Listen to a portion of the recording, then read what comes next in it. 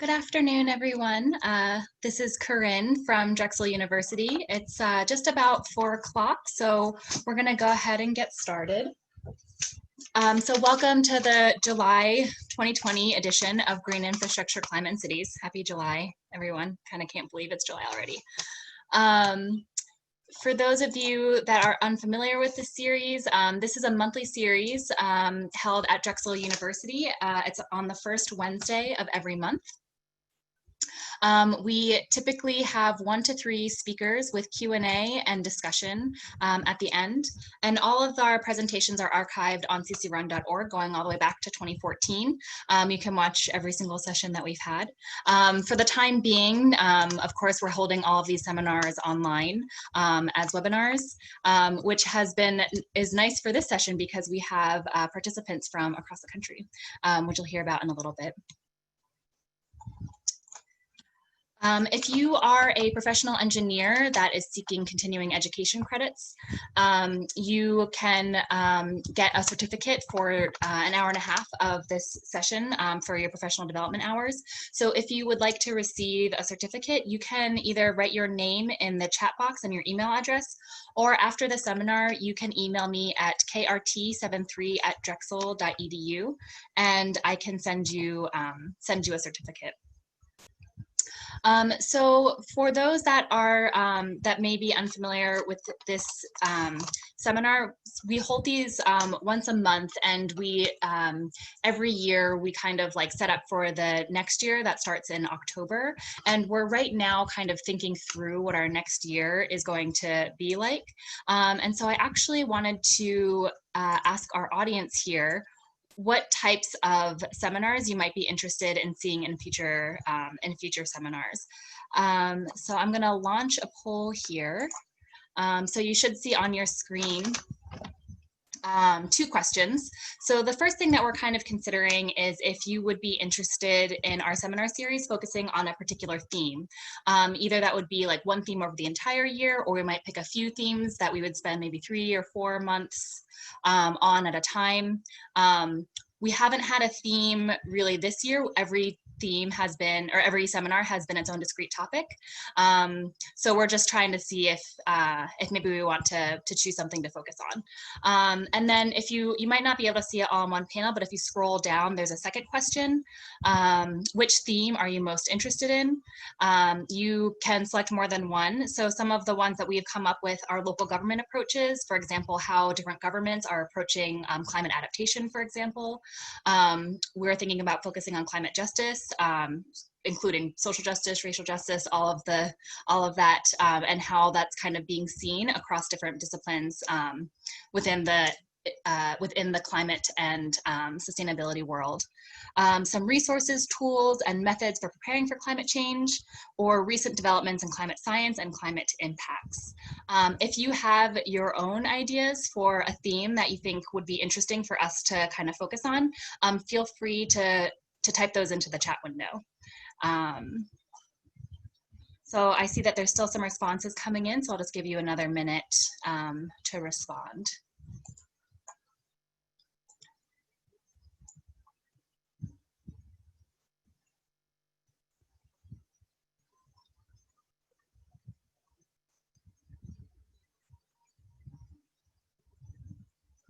Seems like you all like all the topics. That's good. Okay, I'm going to end the poll now. Thank you all for your input.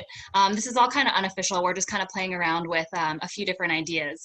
So I can't guarantee that we'll go any of these routes, but we just kind of wanted to see what our audience was kind of feeling and what they might be interested in. So thank you for participating in the poll. Okay, so let's get on to our session today. So today's topic is sustained assessment, adapting climate information for local and regional scales. So CCRUN, or Consortium for Climate Risk in the Urban Northeast, we are one of NOAA's Regional Integrated Science and Assessment Programs, or RISA. and there are actually RISAs all over the country, and so you're going to hear from a few different RISAs today. The NOAA RISA program is home to a network of sustained assessment specialists, and that's who you'll be hearing from. This role helps to move beyond traditional climate assessments toward more integrated and usable science. Representatives from this network will introduce the emerging topic of sustained assessment, which is gaining traction with research and information user communities. The sustained assessment specialist will also discuss their experiences and lessons learned adapting climate information for local and regional applications across the country. These efforts have supported, for example, and what you'll hear about today, sea level rise and setback policy guidance in the city and county of Honolulu, water management in the Colorado River Basin, and the forthcoming update of the New York State Climate Assessment. So our first speaker today is Benet Duncan. Ms. Duncan is the Managing Director for the Western Water Assessment, a NOAA RISA program that conducts work in Colorado, Utah, and Wyoming. She is responsible for directing and managing the daily and long-term activities of the operations of the Western Water Assessment. She also conducts research at the intersection of science and society with a focus on sustained climate assessment and better connecting scientific information related to weather and climate with decision makers. Prior to assuming the managing director role, Benet was the Western Water Assessment's Sustained Assessment Specialist. She previously worked at the Science Policy Interface in California, including helping to manage a monitoring program for the state's marine protected areas and developing ocean climate indicators for a national marine sanctuary. Benet received her MS and PhD in Atmospheric and Oceanic Sciences from the University of Colorado and her BS in Atmospheric Science from the University of California, Davis. Welcome, Benet. After Benet, we'll have Zena Grecni.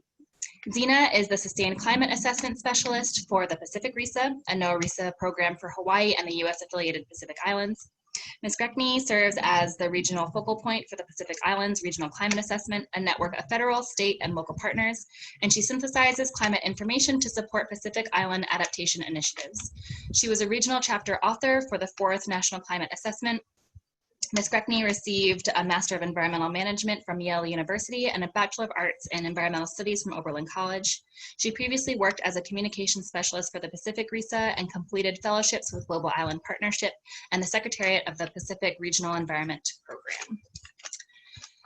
And then our third speaker is LoPresti from our own CCRUN. She is the Sustained Assessment Specialist for CCRUN based at Columbia University. You may recognize her from our January seminar where her and Dr. Riley Horton spoke about managed retreat. She assists with stakeholder-driven research on climate adaptation strategies in the urban corridor, including Philadelphia, New York City, and Boston. Her research focuses on managed retreat planning for coastal communities, ecosystem-based adaptation, and participatory state-level climate assessments. She works in collaboration with CCRUN to strengthen capacity for long-term, equitable, community-based adaptation planning across the region. She holds a Master's of Science in Environmental Change and Management from the University of Oxford and a Bachelor of Arts in Sustainable Development from Columbia University. So welcome all of our speakers. I'm going to pass the screen off to Benet, who's going to kick off our first presentation. As she's setting that up, I just want to let you all know at the end of the session, we'll have a Q&A. And if you have any questions that you're coming up with as the presentations are happening, feel free to go ahead and put those in the Q&A box. You don't have to wait until the end, but please just use the Q&A box instead of the chat window so that we can keep all of the questions organized. And we'll answer all of your questions, or hopefully all of your questions, when we get to the Q&A session at the end of the 3 speakers. So Benet, I will pass it off to you. Awesome, thank you, Corinne. I assume everyone can see the slides that I'm sharing right now. Corinne, is that right? Yeah, I see them. Okay, It looks great. Well, thanks so much to CCRUN for inviting us to speak today. We're really excited to share more about our work focusing on adapting climate information for local and regional scales. But before we get too far, we have a little poll that we thought we would display to try to kind of see where everybody's at when it comes to thinking about assessment. So let's see, let's see if I can do it or if. Yeah, sorry, I'm getting it up. Oh, I forgot to take down the other one, but I think it's up now. Got it.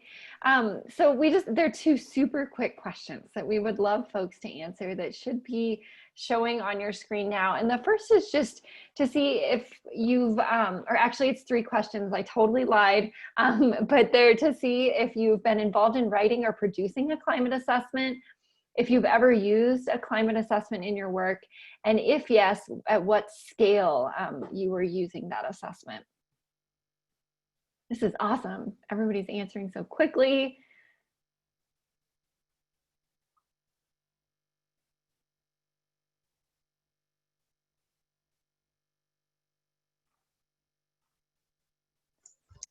And that last question, you can select more than one.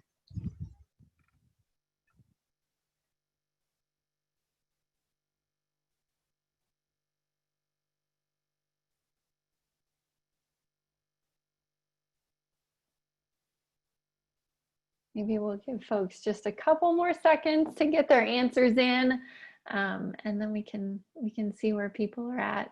Looks like a little over 60% of you have voted so far. Oh wow, it's shooting up again. Thank you.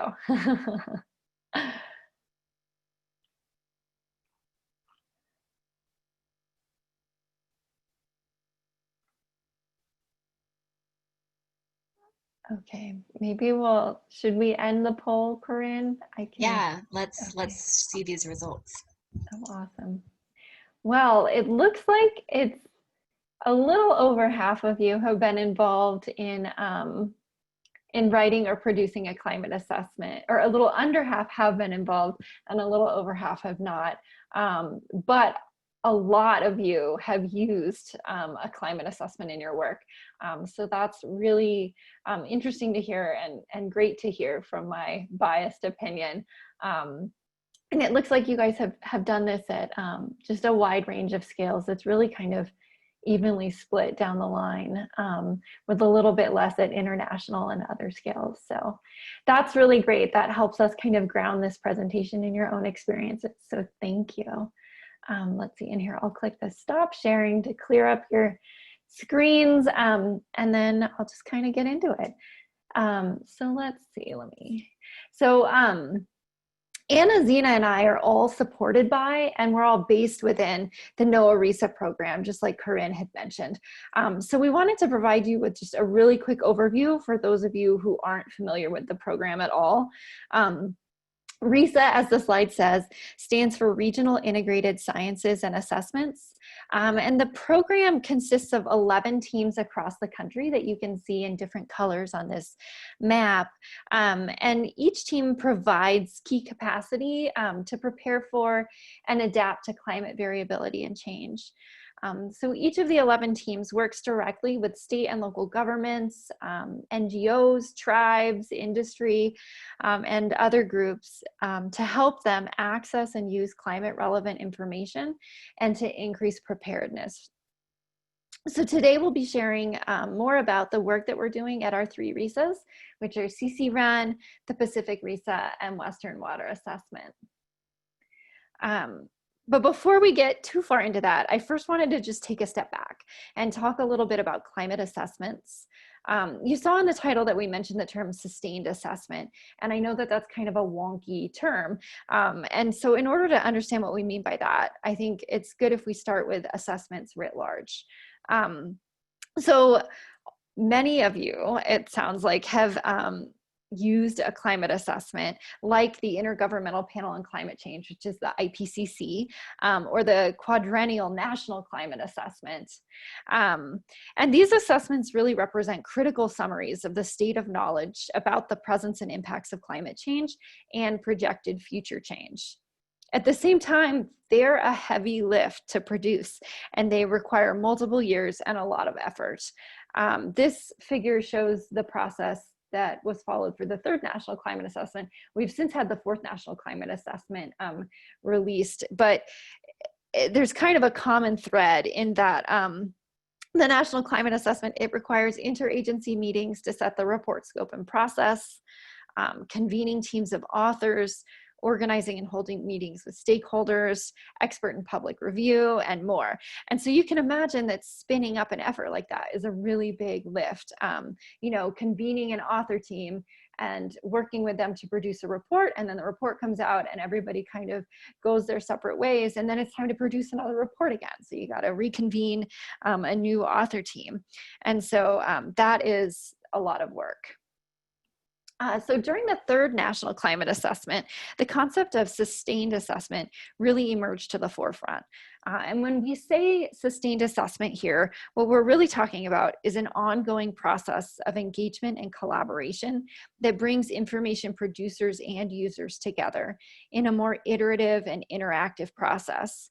And this allows us to frame climate information around how it can be applied, instead of purely focusing on what the researchers feel like is the most important thing to cover. And so the authors of the third National Climate Assessment included a chapter about this in that report. They also wrote some scientific publications about it. And then it's continued to move forward, particularly through the former Federal Advisory Committee for Sustained National Climate Assessment, and also an interagency sustained assessment working group, which continues to explore the concept. And that group, formerly known as the Federal Advisory Committee for Sustained National Climate Assessment, released a major report on sustained assessment last year. And so all of this has helped to move regional assessment forward. And the fourth National Climate Assessment actually emphasized regional chapters more than the previous assessment had done.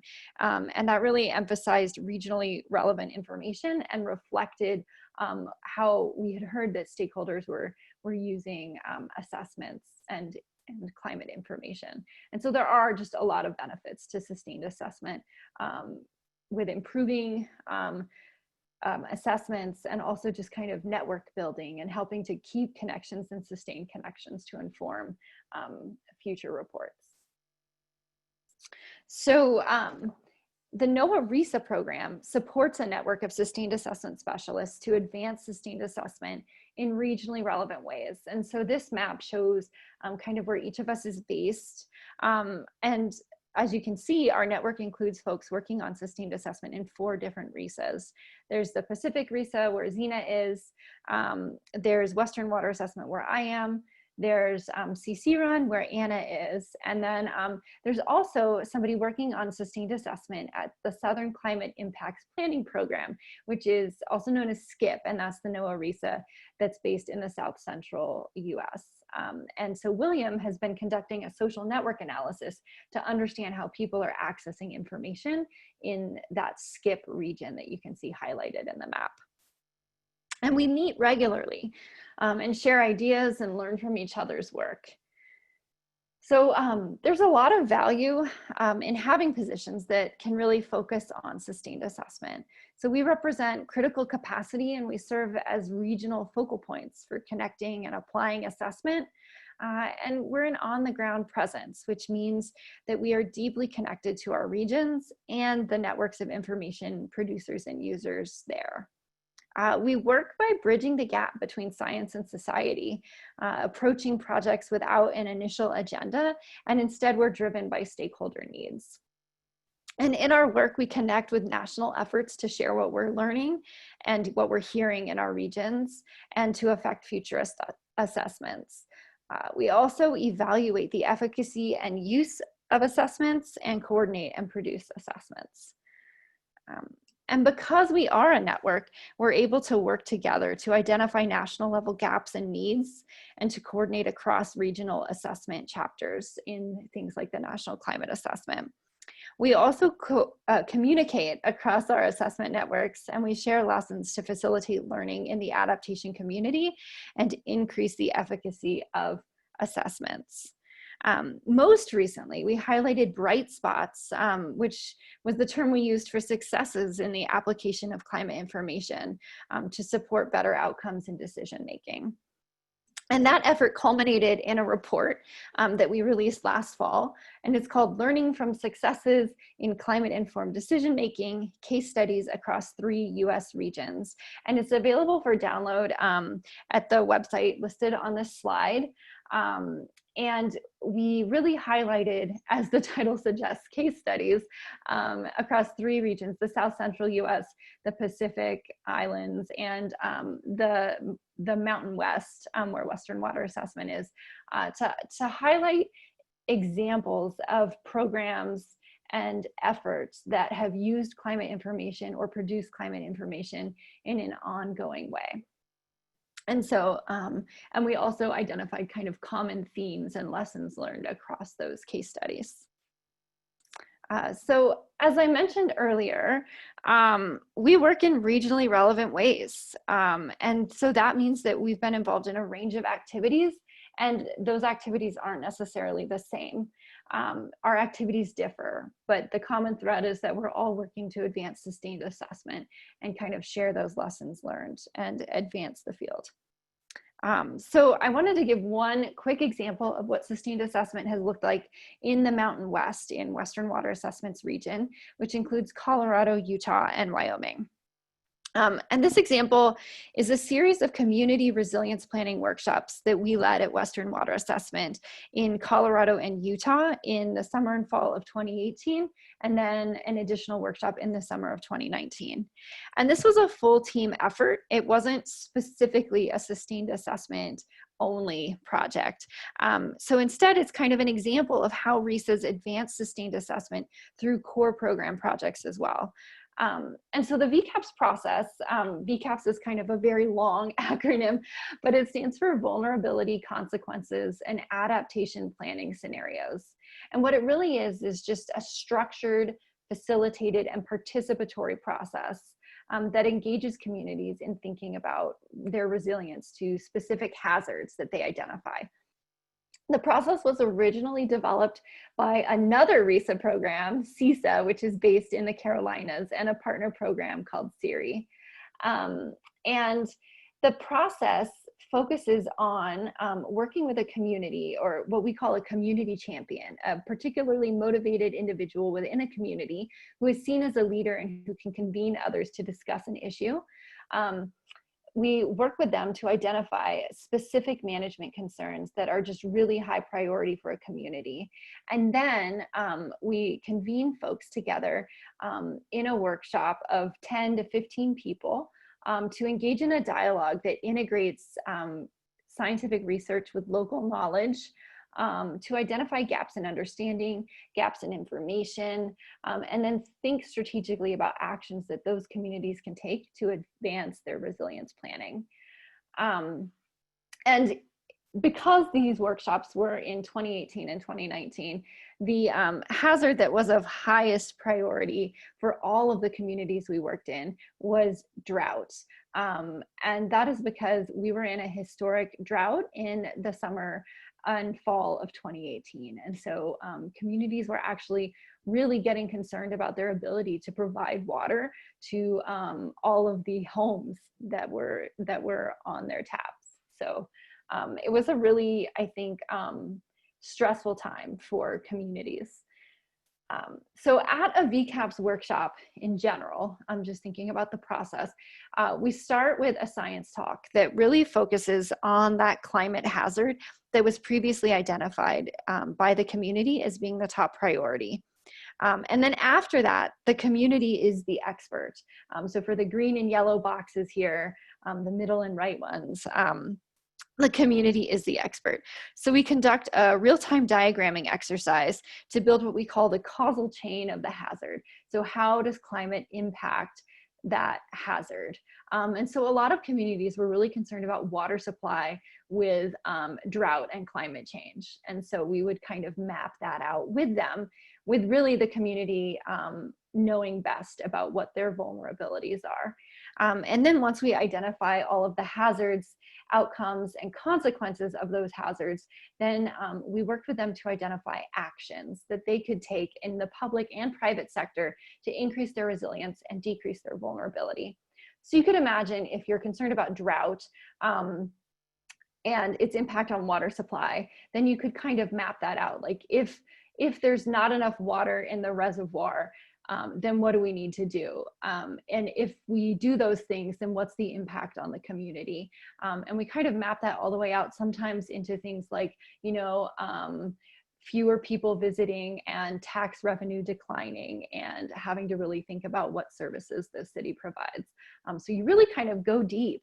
We also talked about mental health impacts and other public health impacts of drought in these communities. And in the end, you end up with a diagram that looks something like this. And it's pretty crazy, I know. This is just one example of a real diagram from one community. And I know it's not really legible. That's not really the point. The point is the complexity of the diagram itself. And so, but if you remember, actions from that previous slide are in blue boxes on a diagram. Each component of the diagram has its own color and shape, and blue boxes are actions. And so you can see that there are a lot of actions here. And we left it up to communities to pursue actions after a workshop. So we provided a report as a reference to them, and then it was kind of up to them to move things forward. Since then, one community has increased the Public Works Department budget to support community outreach for drought preparedness. Some have created demonstration xeriscape gardens and changed landscaping to reduce water use. And others have made infrastructure and budget decisions that build their resilience to drought. And I think altogether, this shows that there's a real hunger for sustained assessment type activities that connect science with local knowledge and context. So with that, I'm going to kick it on over to Zena to share more about her work in the Pacific Islands. So I will stop sharing and let Zena start sharing. Great, thank you so much, Benet.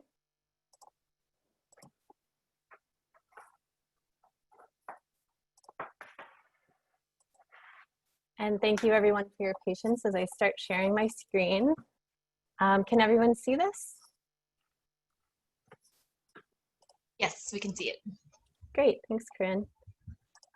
So that was a great introduction to our network, Benet. I appreciate the background information that you gave. I'm Zena Grecni. I serve as the Sustained Climate Assessment Specialist for Hawaii and the US affiliated Pacific Islands region. And I'm based here at the Pacific RISA, a NOAA RISA program in Honolulu, Hawaii. So aloha and welcome everyone.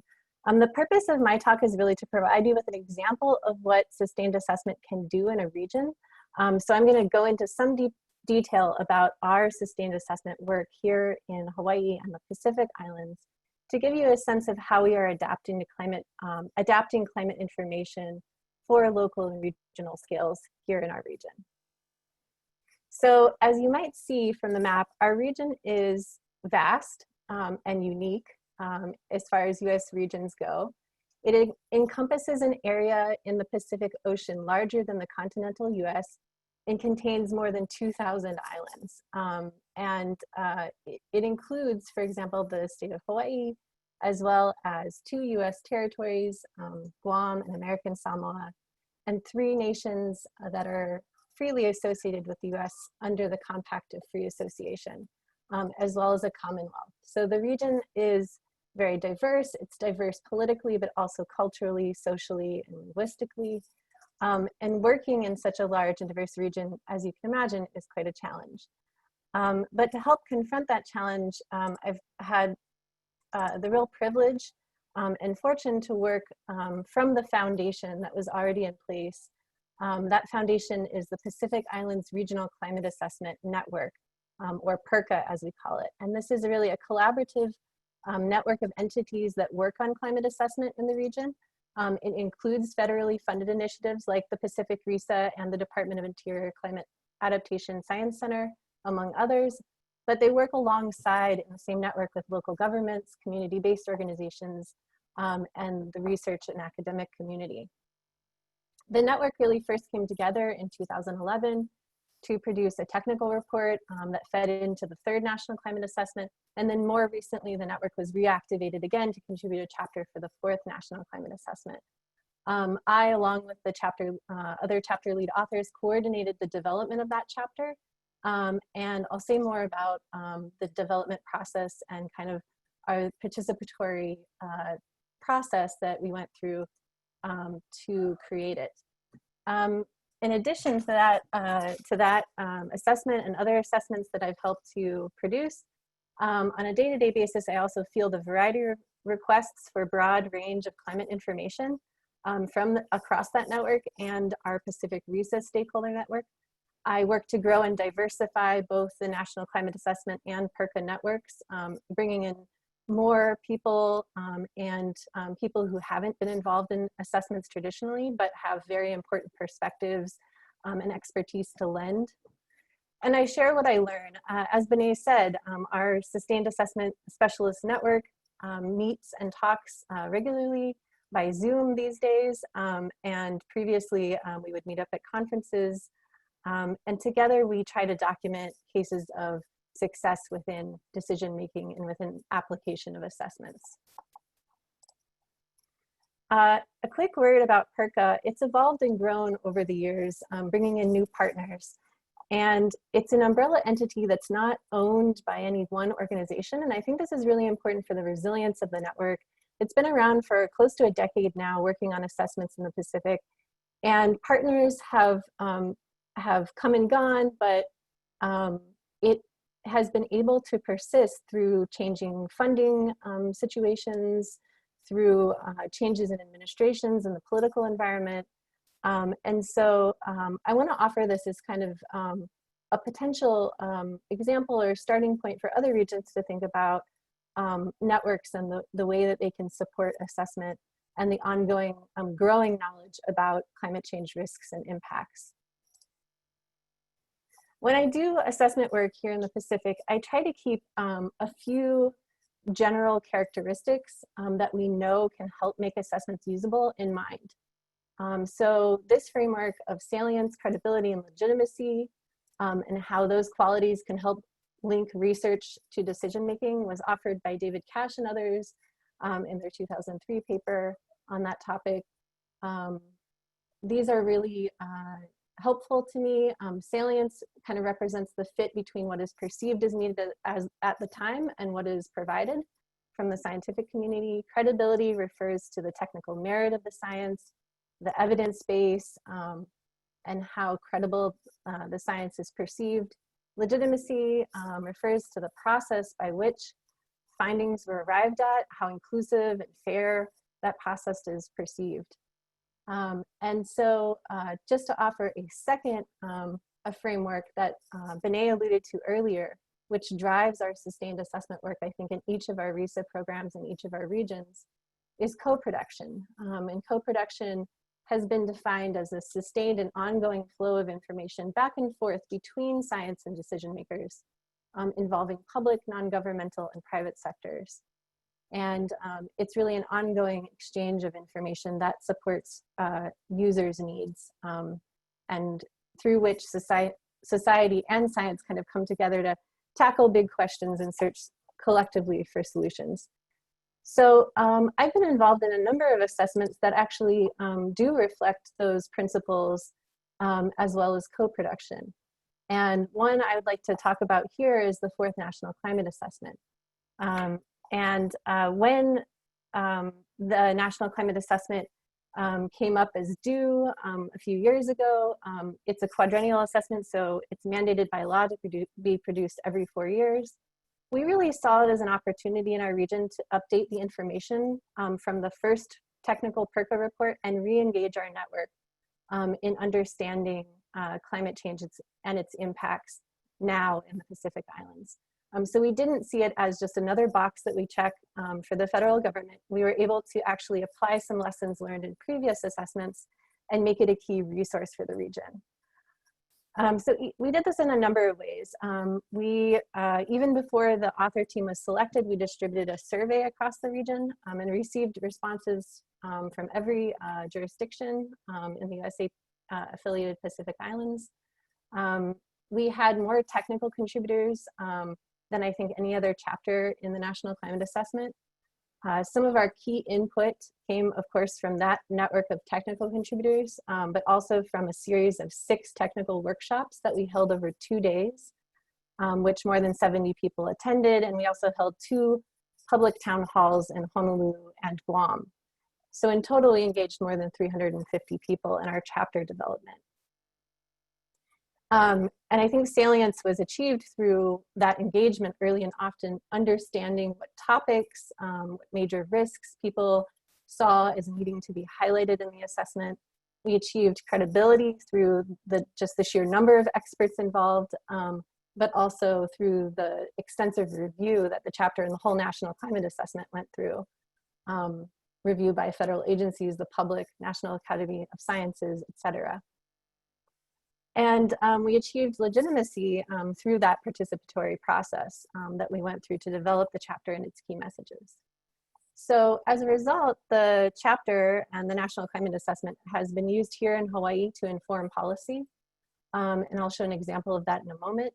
It's also seen, I think, as a key communication and education tool here, and has been referenced a number of times by government agencies and is used in classroom curriculum from K all the way through university level.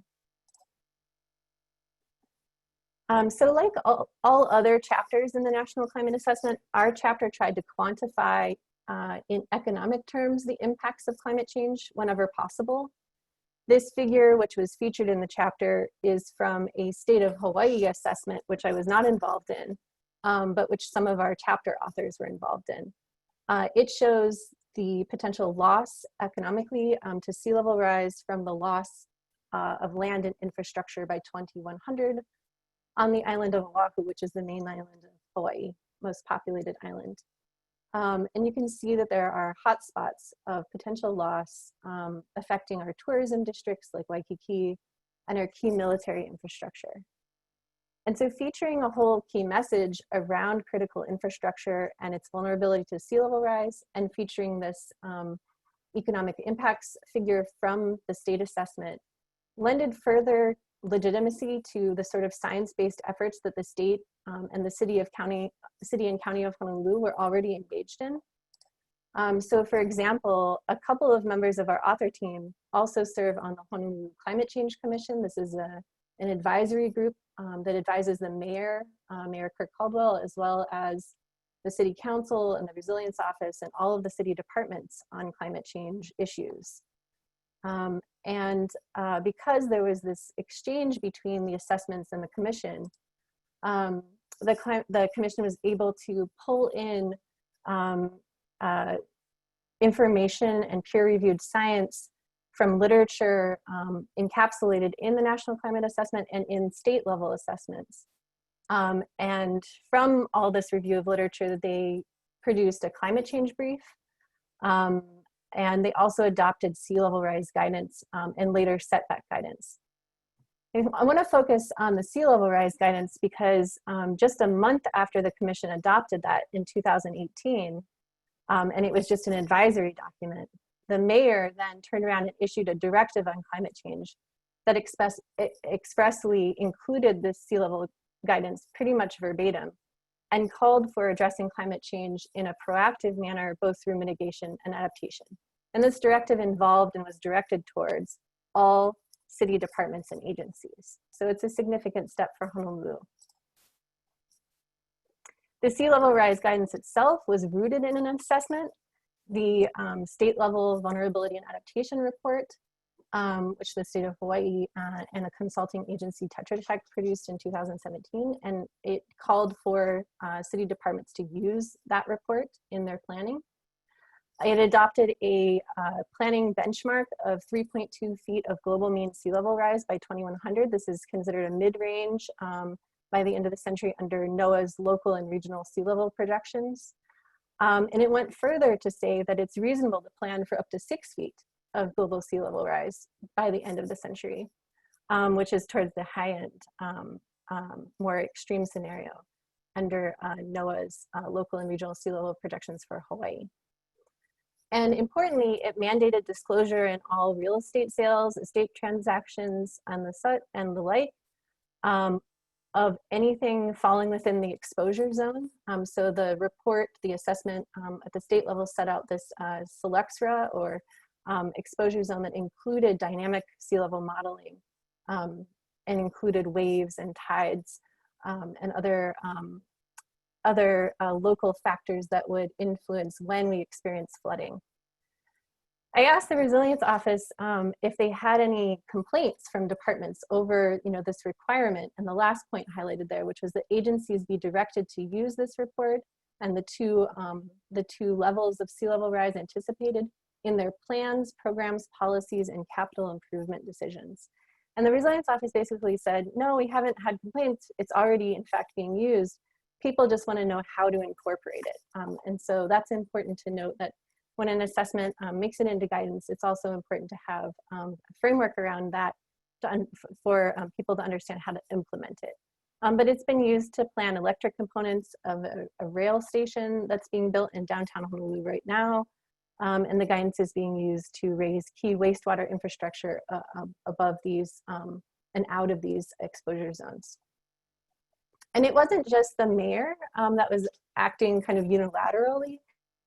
There was also a more bottom-up resolution supported by the local advocacy groups here in Honolulu that moved its way through City Council around the same time and ultimately passed, calling for net zero emissions by 2030, as well as proactive planning on the climate change adaptation front.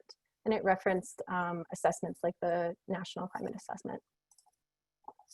So I'm going to switch gears quickly here and talk a bit about our recent work through the Pacific Islands Regional Climate Assessment. So the same network that supported our chapter for NCA-4. We've now come together again around a current region-wide project. So this involves not just Hawaii, but the US affiliated Pacific Islands centrally in it.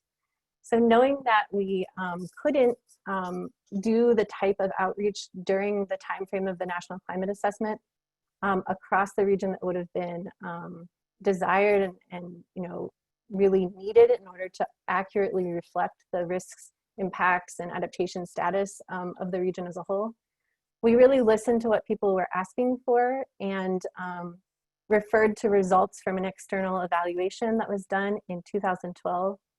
And from that feedback, we decided that the next set of PIRCA products would be shorter climate science summaries for each of the US affiliated jurisdictions. So this means a summary adapted, a summary updated for the territory of Guam, one for American Samoa, one for Palau, one for the Northern Mariana Islands, and so forth. So that was quite a large undertaking.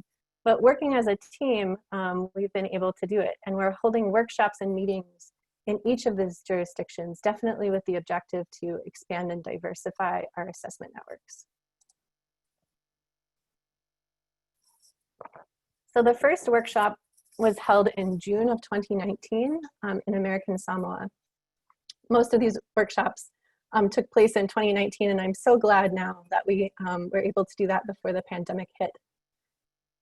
We worked with the Hawaii Water Resources Research Center that had already established partnerships with the American Samoa Power Authority and with the American Samoa Community College.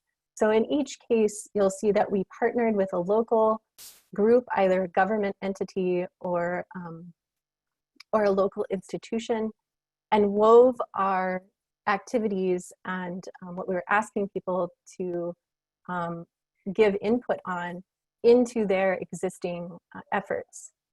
In Palau, the workshops were held in July last year, and our convening partner was the Palau Office of Climate Change. We've had about 30 or 40 individuals give input to the PIRCA summaries, which are these updated climate science risks and impacts documents that we're producing for each place. In the Northern Mariana Islands, we had a larger group of 50 or 60 people convened. We worked a little bit differently there. We worked with the Office for Coastal Management under NOAA that was holding an adaptation training. And so we worked our workshop into their adaptation training. In Guam, we convened with the Guam Climate Resilience Commission that was holding their first working group meeting while we were there. And Lieutenant Governor Joshua Tenorio welcomed us during a press conference and really kind of raised the profile of our visit. These visits in each place involved us spending 4 to 5 days or more, so that we could not only hold the workshop with a cross section of sectors to collect input for our summary, but also to have the time to meet on the side with experts and departments to get a wider representation of people involved, even if they couldn't be part of the workshop. These are generally the sectors that we engaged with. In some workshops, certain sectors were more heavily represented than others, but you can see that it spanned quite a range, from Homeland Security to Ministries of State to natural resource managers, and some trade and business associations and community groups. Here's an example agenda from American Samoa's workshop. And something to note here is that we drafted the climate assessment summaries ahead of each visit. So really, when we got to the workshop, we were just refining and ground truthing them with local experts and managers. Generally, the session started with a presentation of the findings of the National Climate Assessment and an introduction to PIRCA. And then about 2/3 of the session, and altogether they ranged from a half day to a full day, about 2/3 of the session were these interactive breakout sessions that helped to gather input that would be directly fed into the summary. And they were organized around, first, indicators, so physical climate change indicators such as temperature, rainfall, sea level rise, and examined trends and future projections. That drew heavily on previously published literature, but we also needed to incorporate local science and local data that was held within institutions of the government and local universities. We also, the second part really focused on sectoral considerations, so drawing heavily on any local vulnerability assessments, gray literature, government adaptation policies or reports. It also wove in information from US assessments in particular sectors like health. So we used the climate change and health assessment that the US GCRP put out a few years ago. And of course the national climate assessment chapters, which were focused on regions and sectors. So far the PIRCA reports that are being developed for each of the island countries and territories are actually already making their way into planning and proposed new legislation and policy.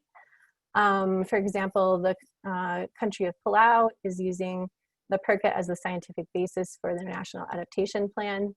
And when the reports are released later this year, they'll be used in national adaptation planning and national communications to the UNFCCC, as well as funding proposals and others, other more locally specific uses. So just to wrap up with some key takeaways, I'm sort of grouping these into two general categories. The first is what we've learned from conducting assessments in the Pacific Islands generally. And second, I want to highlight a few of the top needs and priorities that were identified by our local partners and technical contributors in each place. So what I'll say about conducting assessments in the Pacific Islands is that we really have seen the value of engaging in person locally with people.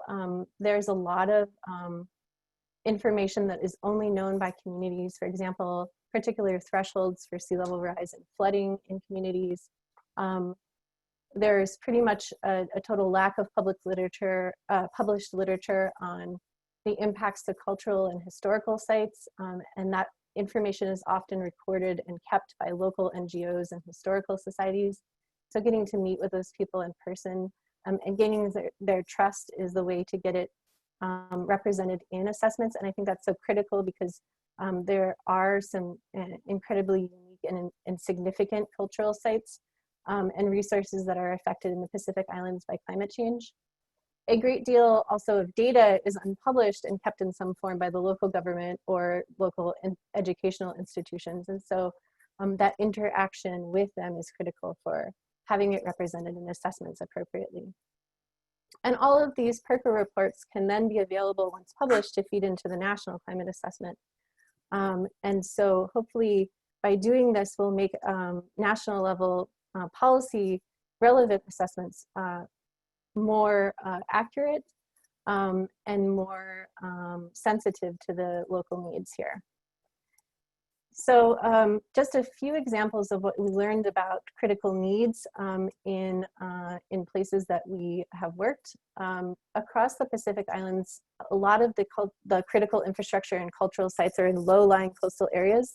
That goes both for low-lying atolls like in the Marshall Islands, but also for high islands like here in Hawaii, because so much of the infrastructure is right along the coast, even if we have mountainous areas.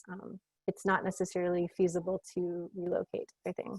So more dynamic sea level rise modeling is needed because there are projections and scenarios from NOAA and others, but they don't incorporate local factors like the geology, high tide flooding, and waves. And a lot of times this means that sea level rise can in fact arrive on our doorstep a lot sooner than those static models would suggest. We also heard again and again that vulnerable populations and equity should be considered because people don't experience climate change uniformly across all groups. We learned also from trying to dig through the climate data that's available that it's often sparse, of low quality, inconsistent. And so things like temperature and rainfall need to be collected and also fed into an easily accessible information system. Oftentimes we actually just had to talk to the right person to get at this information and data. And that data is significant for being able to model future trends and being able to understand how climate change is affecting the islands right now. So I'll stop there. Thank you very much for your time.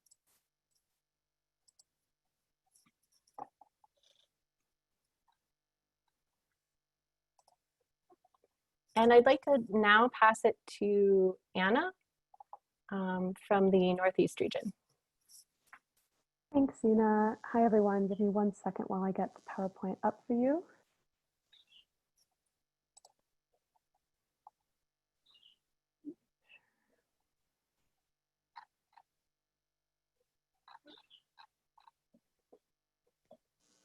Can everybody see that? Yeah, that looks great. Thanks, Corinne. So as Zena mentioned, I'm Anna LoPresti. I'm the Sustained Assessment Specialist for CCRUN, which is the Consortium on Climate Risk in the Urban Northeast. And I just wanted to show this map again to give a sense of the region that I cover. CCRUN is unique in that it's the only RISA to focus specifically on urban adaptation, which means that the RISA is not defined by state lines. There is kind of cross-state coverage with two other RISAs. One is the Great Lakes RISA and the other is the Mid-Atlantic RISA. And I'm based at Columbia in New York City. And as you can see from my home state, we have 3 different RISAs that are covering New York, which I think really gives a sense of how diverse the climate is and how diverse the levels of jurisdiction are at which people are working on these issues.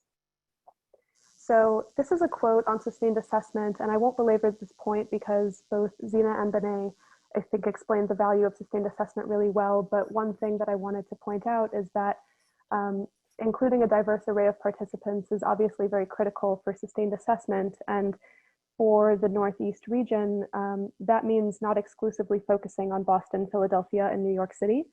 There's a need to consider the wider range of communities that are in the urban Northeast, and that includes smaller communities, tribal nations and indigenous communities, rural communities, and also less well-resourced communities, which are all a part of the urban corridor and are also impacted in various ways by their connection and relationship to the larger cities in the region.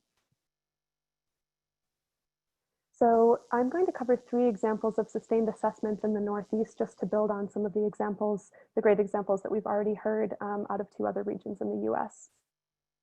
So the first is the use of a climate action and resilience plan database to assess how the National Climate Assessment has been incorporated into local planning.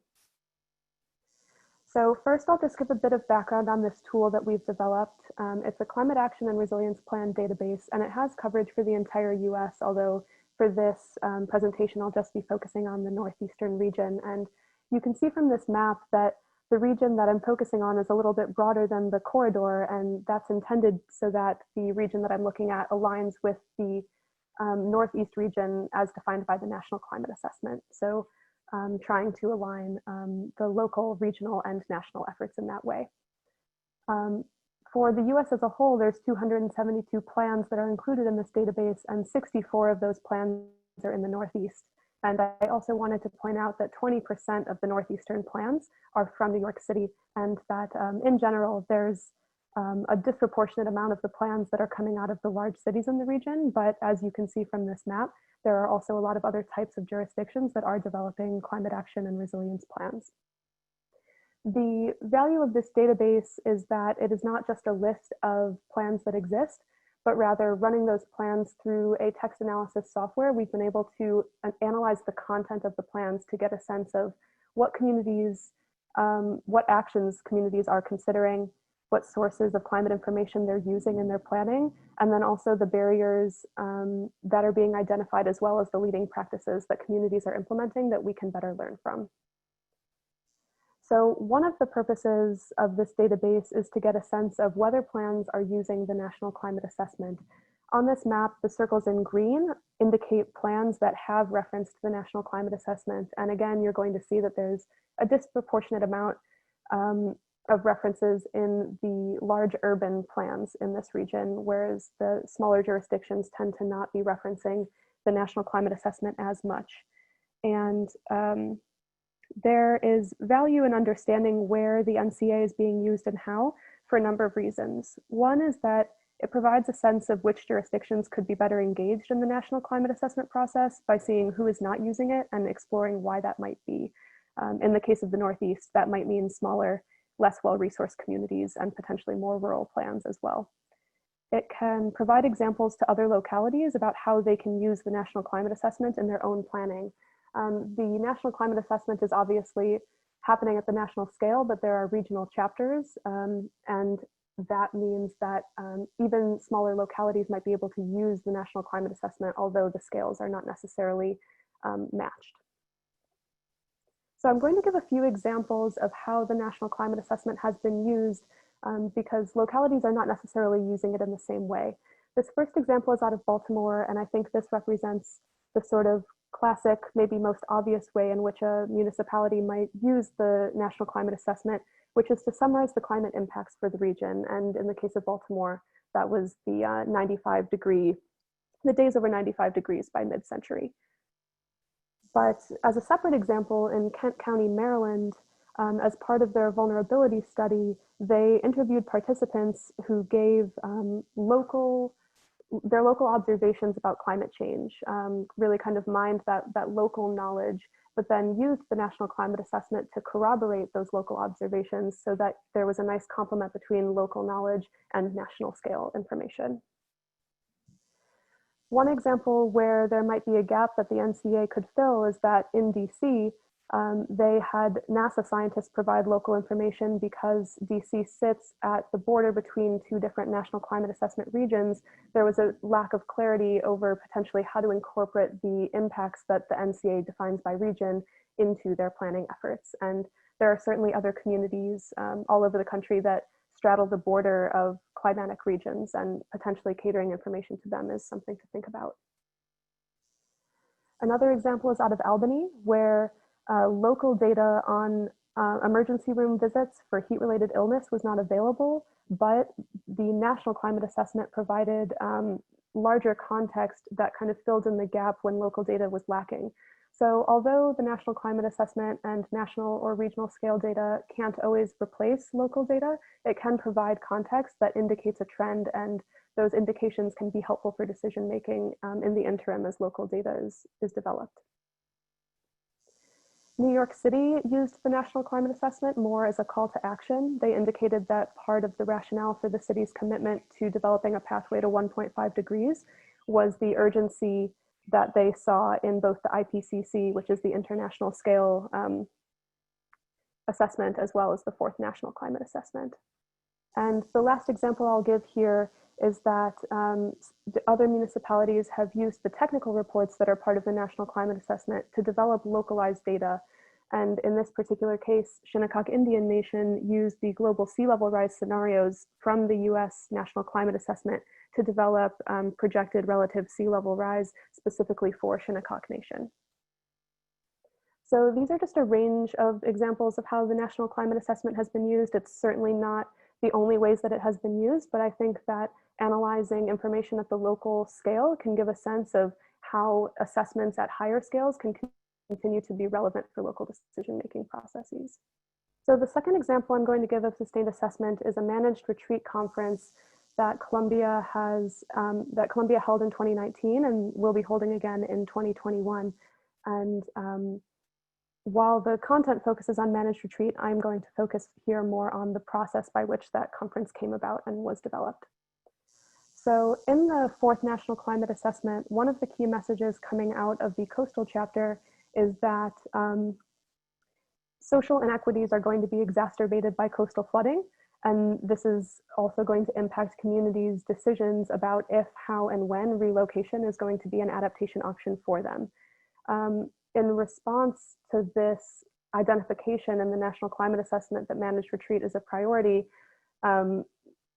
Columbia looked more into this idea. And I think that one thing that's important to mention here is that the National Climate Assessment identified that US coastal communities are going to be some of the first communities to have to try out some of these strategies, which means there's going to have to be collaboration between academia and the research community with these communities that are at the forefront and on the front lines of these issues. And while retreat and its environmental justice implications may be emerging as a topic in climate assessments, they're certainly not new, and communities have been discussing and pursuing retreat for decades. With that in mind, Columbia hosted At What Point Managed Retreat, Resilience Building in the Coastal Zone in June of 2019, which convened hundreds of academics as well as practitioners and decision makers around this concept of managed retreat to try to start building a more cohesive network and exchange knowledge around this idea. And one thing that became clear from participants is that there was interest in this being an ongoing conference series rather than a standalone conference. And so this idea became a sustained process. And one way that we wanted to incorporate user feedback into the next version of the conference was to have a survey to ask participants what they would like to see and what was important to them to have in the next event. And so a couple themes emerged. One was that environmental justice needed to be more deeply ingrained into the fabric of the conference, into the fabric of the dialogue around managed retreat, because it was a part of the conversations around local solutions, but tended to fall out in the national policy panels. There was also prioritization around focusing on solutions and implementation, as well as really highlighting and elevating community actions around retreat and providing more networking time and a peer-to-peer knowledge exchange. So with that in mind, we're hosting the 2021 conference in June of next year. At What Point Managed Retreat, Resilience, Relocation, and Climate Justice. And even from this title and subtitle, I think you can see how we've been incorporating user feedback into the process of the conference. And one thing I think that's important to mention, because many universities and academics host conferences, is that a conference on its own may not be a sustained assessment activity. However, hosting conferences and focusing the priorities specifically on what communities are asking for means that the peer-reviewed literature being produced is going to be more relevant to community needs, and that's the literature that may be incorporated into climate assessments at different scales. So the third and final example I'm going to walk through is a climate needs assessment that we've been conducting to improve accessibility and salience of climate information in New York State, and this is in coordination with NYSERDA. So NYSERDA produced a statewide climate assessment called ClimeAid in 2011, responding to climate change in New York State. And in 2014, they updated the climate projections. So now, just shy of a decade out since the original report was produced, NYSERDA is in the planning process for updating that assessment, doing a full overview, a full climate assessment again, which is going to include climate projections as well as sector chapters, as well as case studies, adaptation actions, economic impacts, and a whole suite of other outputs. But the first part of that update to the climate assessment is a needs assessment.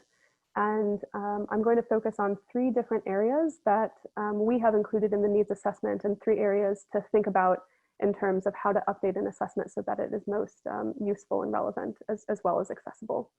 So it might seem obvious that a needs assessment would assess the content of the plan. So what climate information was included in the last version and what climate information is needed in the next version. But that's not where a needs assessment really ends. You also have to assess the structure of the report. How was the assessment organized the last time, and what deliverables are needed this time? How can the assessment cater to different types of needs in the structure of the report itself? And then the third aspect is to assess the process. Who contributed to these assessments in the past, and what relationships are needed in the future?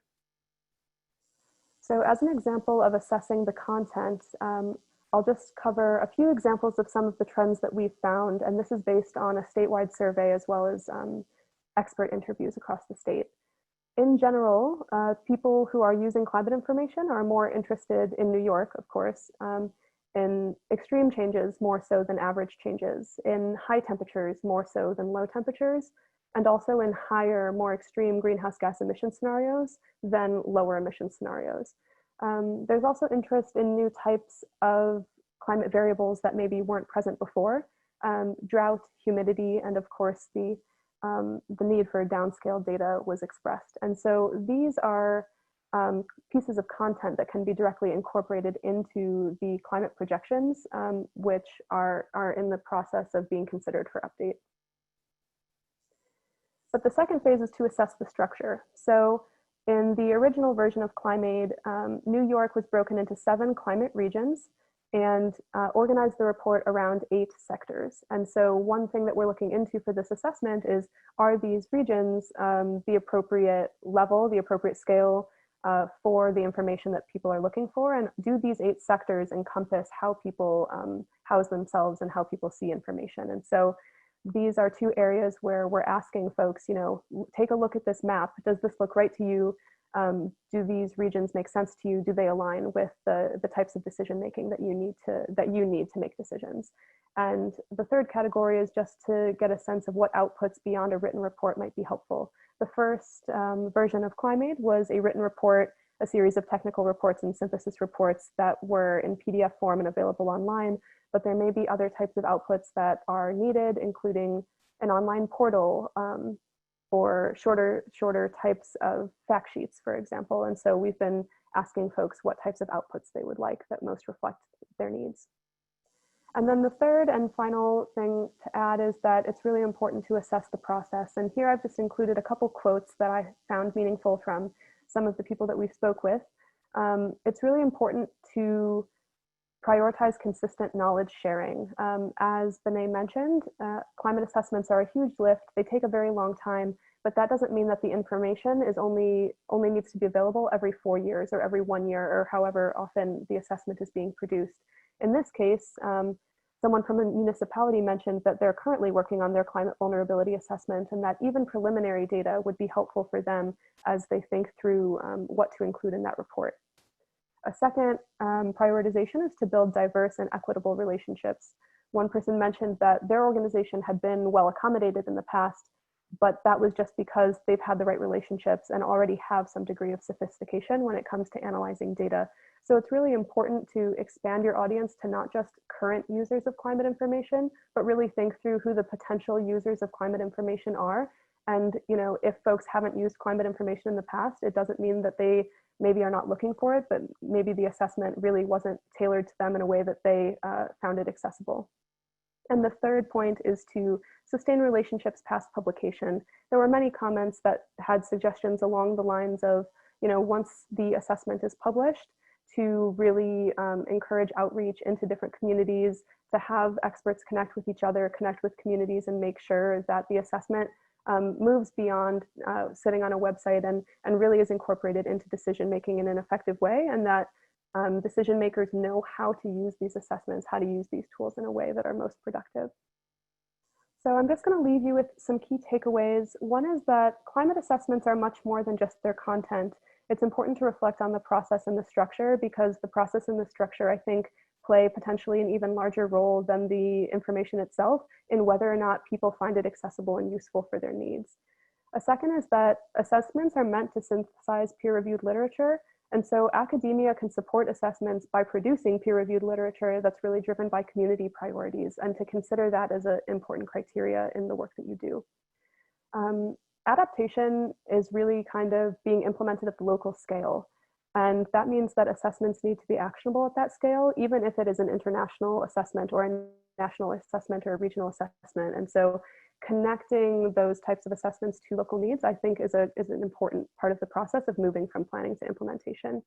And the last point is that for anyone who's considering working on a climate assessment, there are so many examples of assessments, vulnerability studies, and action plans out there to learn from communities that are at all different stages of the planning process. And I would encourage folks to, you know, check in with peers and try to avoid reinventing the wheel, and you know, really borrow and build off of those resources that already exist.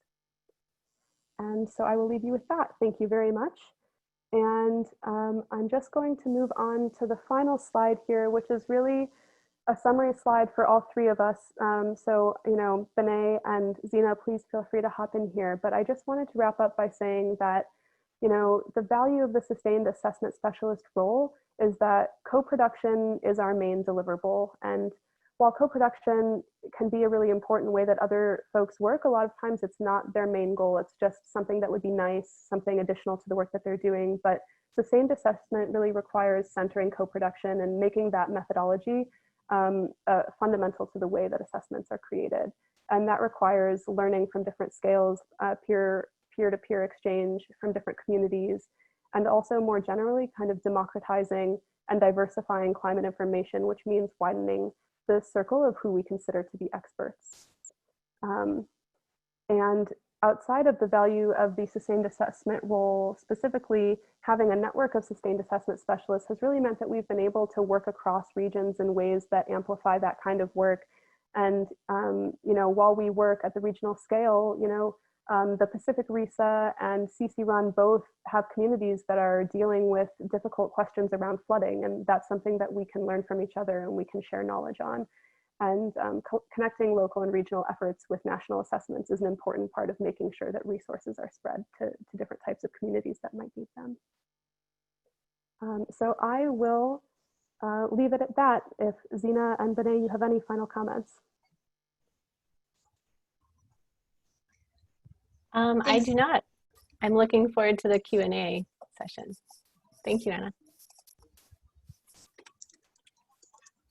Thank you, Benet, Anna, and Zena. That was really wonderful. And it's to the point on Anna's slide, that last slide, how much value you're adding to this world is incredible, just to see the kind of work that you're doing. And there's actually been a lot of questions in the Q&A about the program itself and how it's funded and where their local climate assessment person is. So I'm wondering, Benet, if you could actually go to that slide that you had in the beginning where it showed the different RISAs and where the sustained climate specialists are.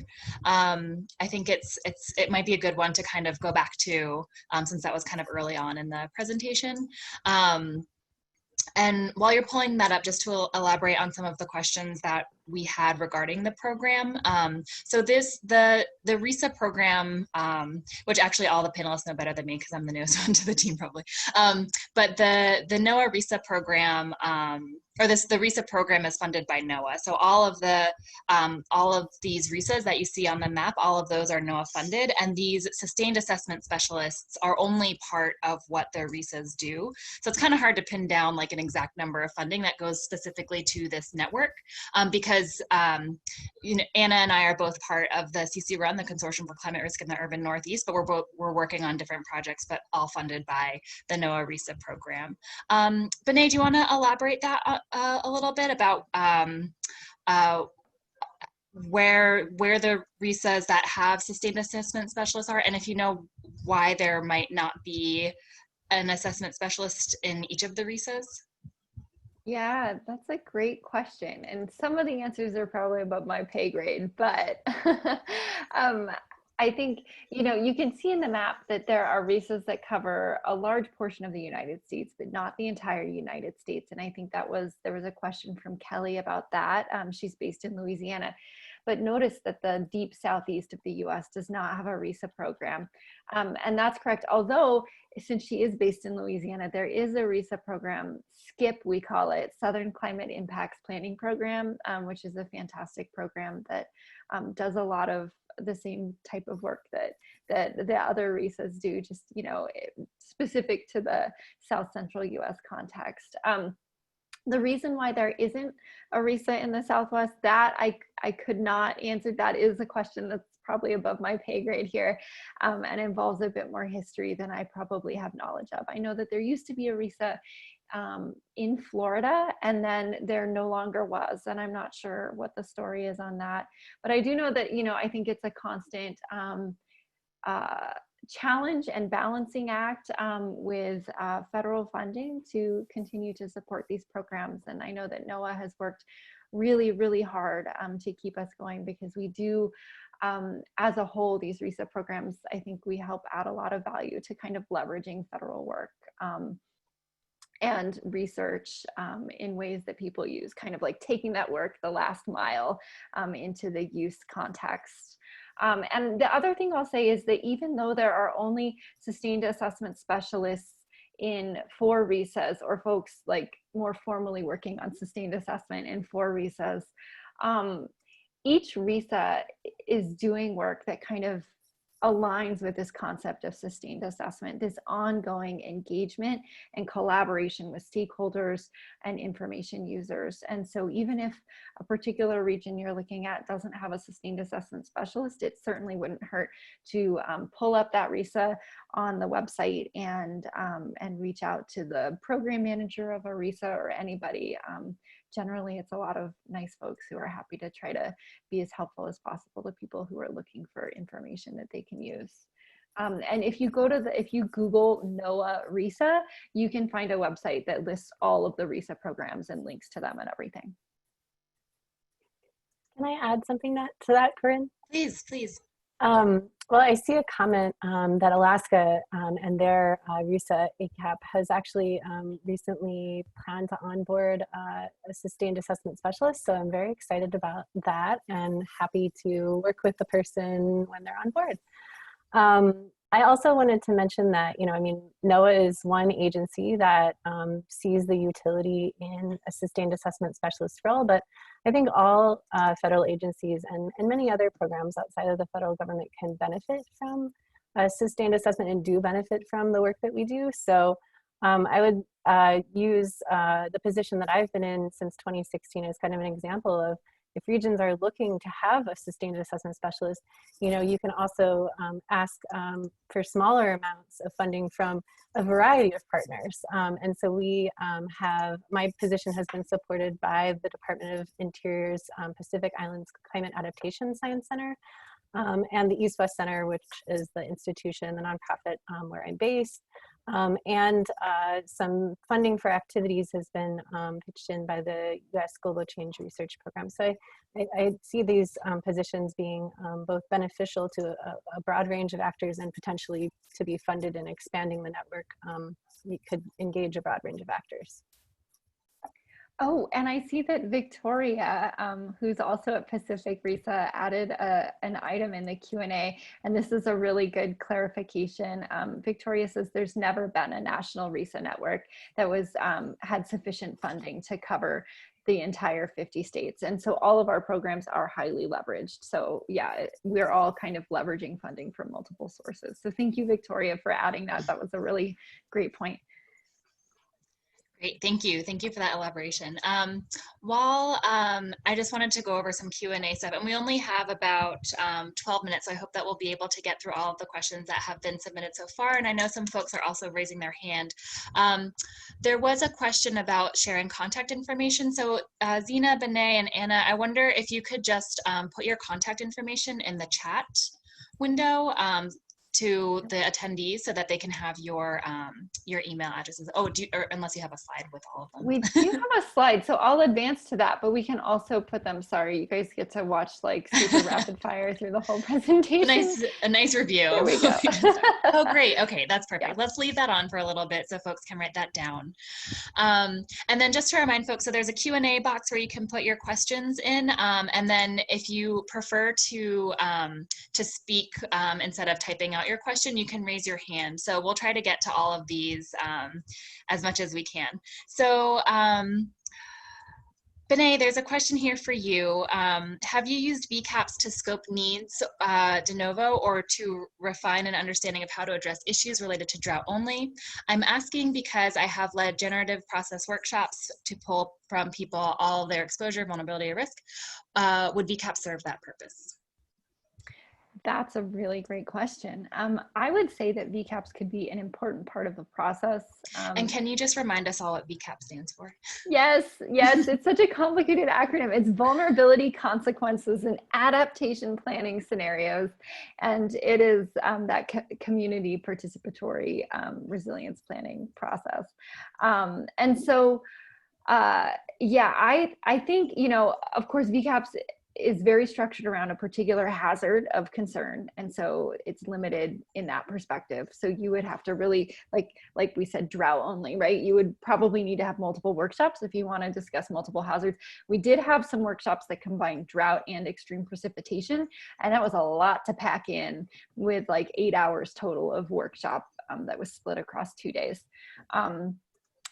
And to think like comprehensively about all exposure, vulnerability, and risk, I think, you know, these workshops really draw on local knowledge. And so you maybe would want a process that combines these workshops to have it be kind of community based, but you could add in additional like research processes and data analysis and that kind of thing to get a more comprehensive picture.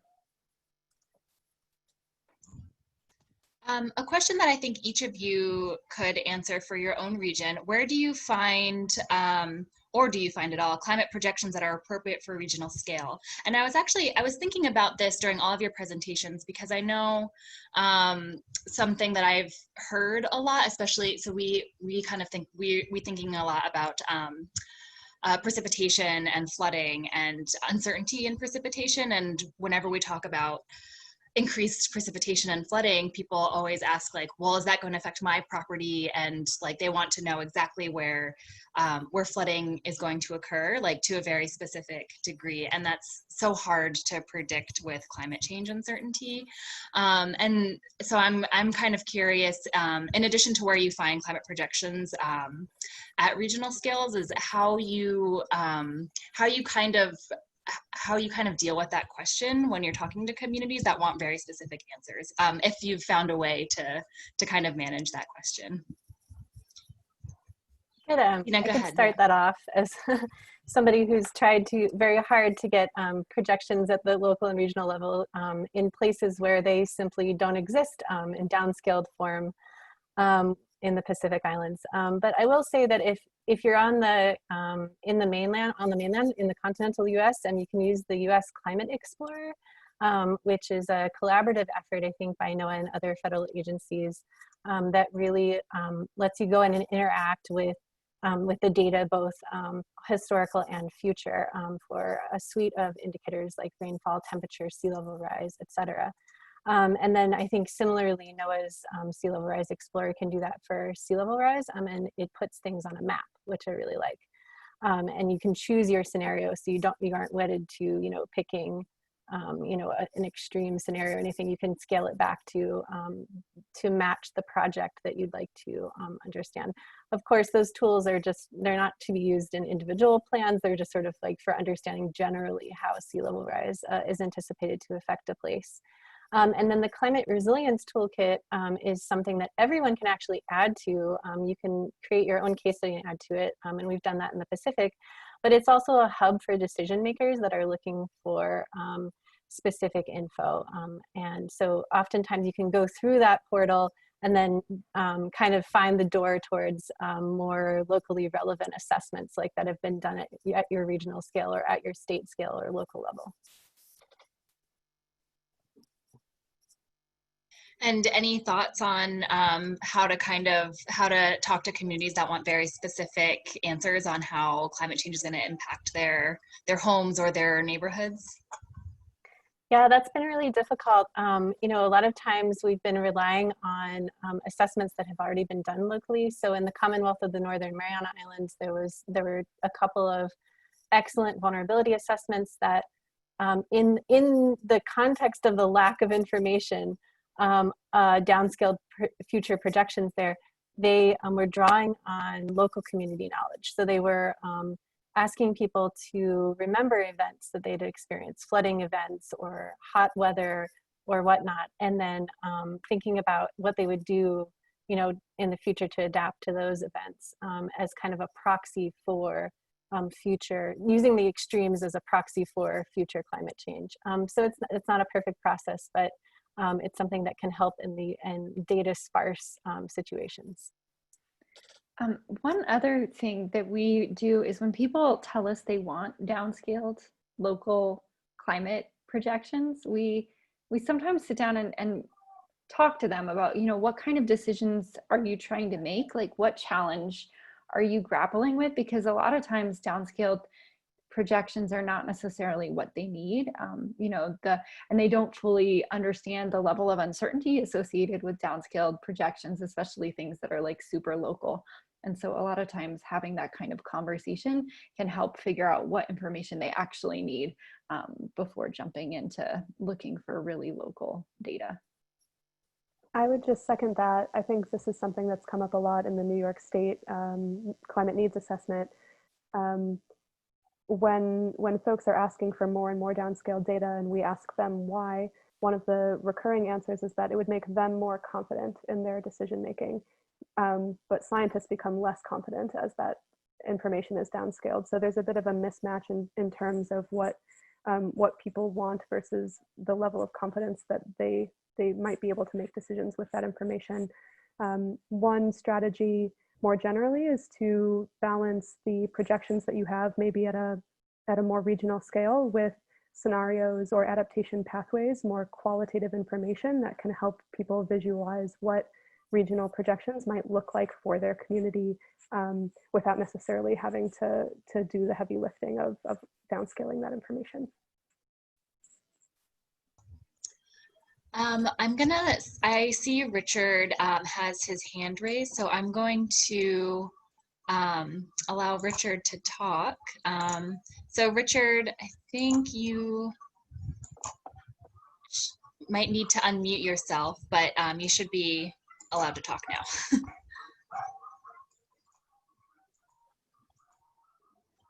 If you're talking, we can't hear you.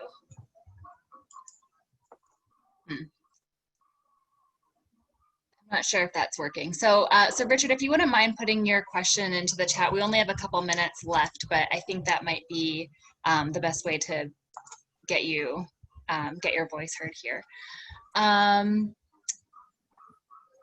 Great. So I'm seeing something in the chat window, but I didn't get a chance to look over it. So I'm just looking over this briefly. But someone said that they believe a guide is needed that will help planners to best address climate change impacts. And there's a list of, please let me know if my review of guidance documents has overlooked one that lays out for planners. So it looks like he's listing here. Oh, sorry, Richard, is that you? Actually, I didn't have a question. I didn't touch anything. Oh, okay, no worries. Never mind. Sorry. No problem. Thank you. Okay. So did any of you get a chance to see this comment from John, a guide to help planners best address climate change impacts? Please let me know if my review of guidance documents has overlooked one that lays out for planners the types of impacts, the likelihood that a specific impact will occur at a specific location, likely severity of impacts, likely cost to respond, types of resilience adaptation measures, guidelines on putting resilient adaptation measures in place, likely impact costs avoided by investing in resilience, adaptation, how to identify when adaptation investments are unwise, and case studies on how resilience can help in case of extreme weather. So any suggestions for John on where to find such guidance?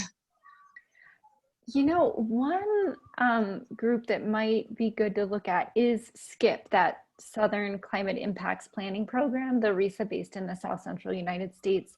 I know that the former sustained assessment specialist there, Leah, was really working with planners and like a professional society, I think the American Planning Association, to help engage with them in thinking about climate information. And SCIP also produced a really cool tool called the Simple Planning Tool for emergency managers, looking at extreme hazards and climate information and kind of linking that together in a really simple way. And I think they even won some awards recently for it. And all of that information is on, especially about the Simple Planning Tool, is on SCIP's website. So I would, if you just look up SCIPP and then RISA, it should come up, and that might be a good resource.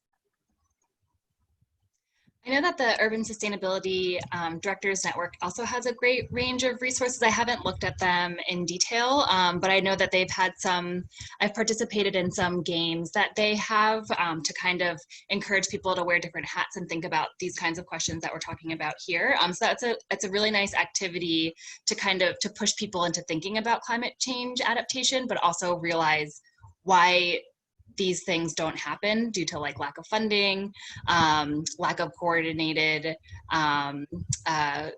collaboration, unclear mandates. So it's a really, I would recommend checking out the Urban Sustainability Directors Network as well. We are running out of time, so I wonder if Benet, Zena, or Anna, if you have any closing thoughts for us today. You know, I would just say thank you so much for having us. It's been really wonderful to have this conversation, to get to share more about our work. Selfishly for me, to get to hear more from Zena and Anna more comprehensively. And I think we're all happy if folks want to reach out to us and email us. Our email addresses should still be showing with screen sharing. So feel free to reach out. I don't know, Zena, Anna, would you add anything? Just want to echo your thanks. Thanks for all the great questions as well. And if there's something that was left unanswered, yeah, please reach out to us. Well, thank you so much for joining us today, especially in such different time zones. We really appreciate it. And thank you everyone for joining, and we'll see you for the next seminar. Have a great rest of the day. Aloha. Thank you. Thank you.